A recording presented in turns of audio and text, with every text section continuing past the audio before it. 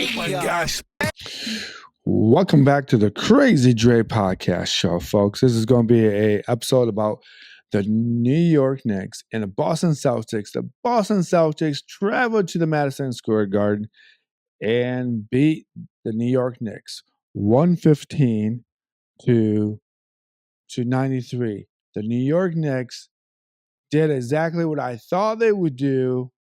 Actually, that's not true. I did not know what they were going to do.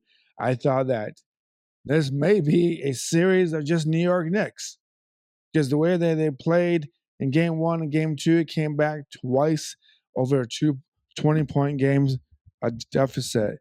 And guess what?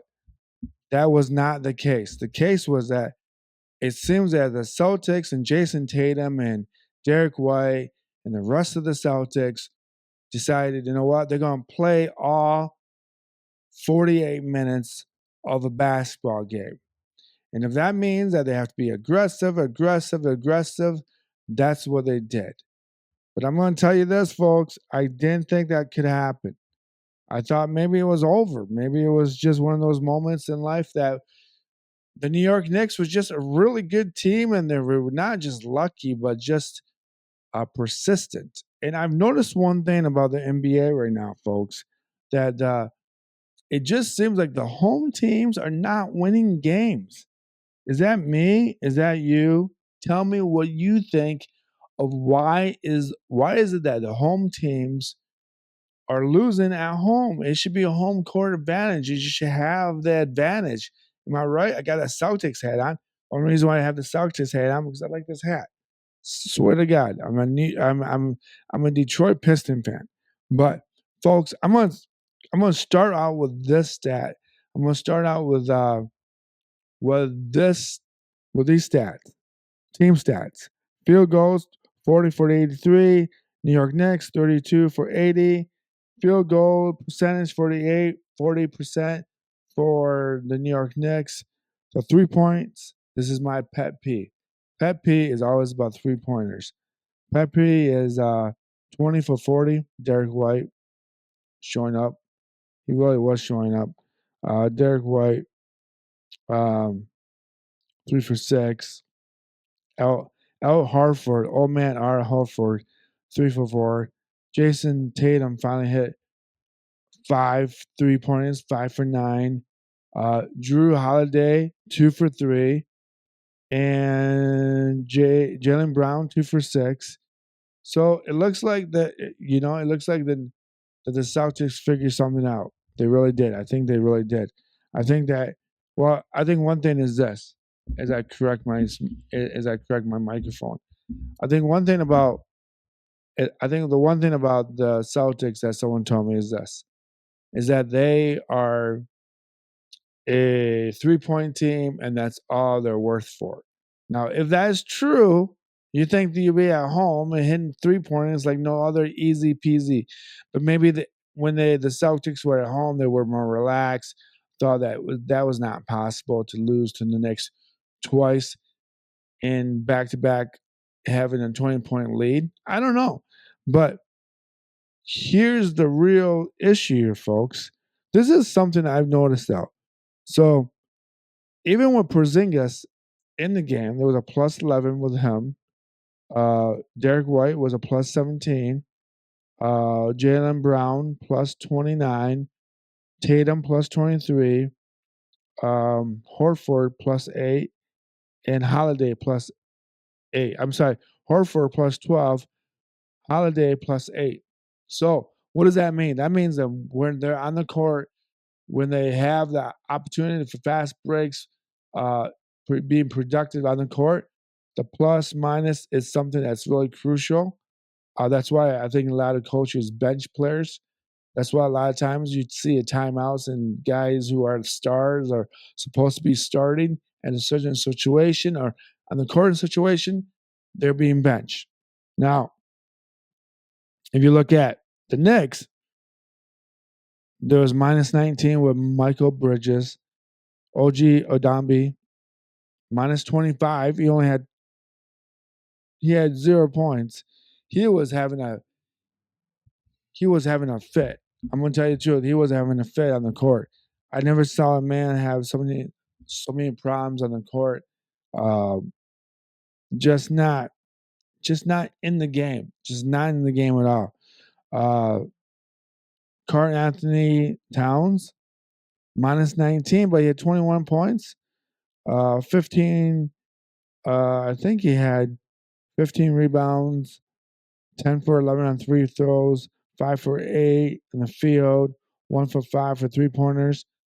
You know, I just, I just feel like it's just so weird to me to see these stats about home teams and away teams because back in the day, if you were a home team and you were down 0-2 or you were up 2-0 and you go home, you most likely could win one of the two games at home to go up 3-1 and then close out the series. I'm being honest.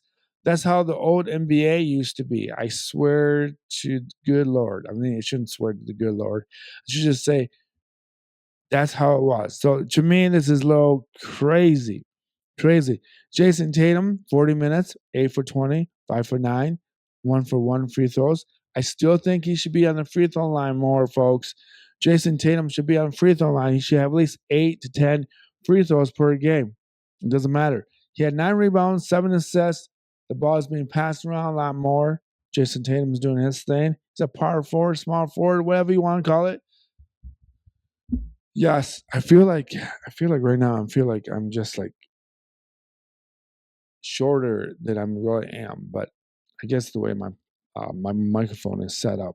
But 2 steals for Jason Tatum, 0 blocks, 3 turnovers, 22 points. Like I said, Al Horford, 35 minutes, 6 for 9, 3 for 4 3 pointers, 0 for 0 for free throws, 9 rebounds, 6 defensive rebounds, 1 assist, 2 blocks, 15 points.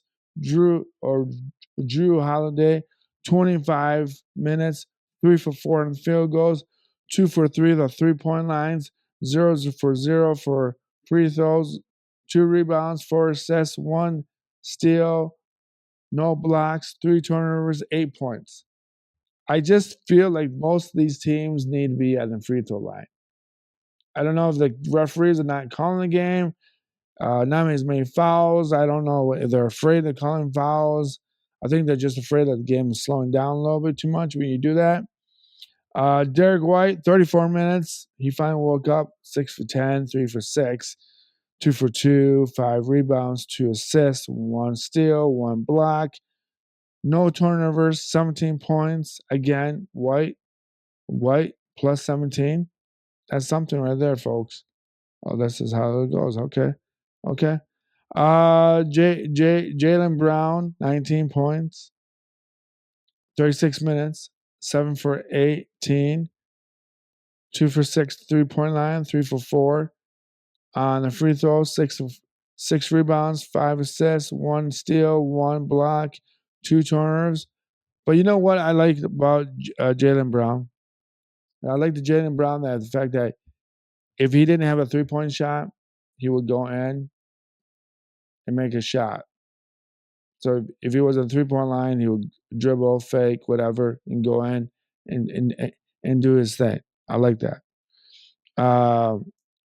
Crispus Porzingis, 19 minutes, uh, 0 for 3, 0 for 2 on the free throw line, 5 for 6 points, 4 rebounds, 2 assists, 3 blocks, no turnovers. But Porzingis was plus 11. I don't know what's going on with his illness. They say he's got a virus or something, and I hope it's not the worst of the worst of a lifetime of illness for the rest of his life. But it sounds to me, I worked in the hospital long enough to know that if you have a virus that long and you're always sick, it's a lot worse than it really is. Uh, Probably his physique is probably keeping him on the court. But God bless his soul, Porzingis. Um, but I think that's all I'm going to talk about, folks. I think I knew that the Celtics could not lose a series like this. I knew that they would win a game. Jason Tatum finally came through, became the leader of that team, finally became something that we all knew that he could be. And based on what I've heard a couple years ago, it happened with Paul Pierce. They were down in the series. Paul Pierce picked the team up. That's the Celtics life, right? Do your thing. Don't panic. And just keep trying and you'll win. There you go, folks. I'm going to wrap this up. Peace, love. Listen to my Spotify, Apple, uh, the Crazy Dre podcast show. I'm a little surprised I did this, but follow and appreciate you guys and gals. Peace, love. And the series is 2-1 New York Knicks. The next game is Monday night.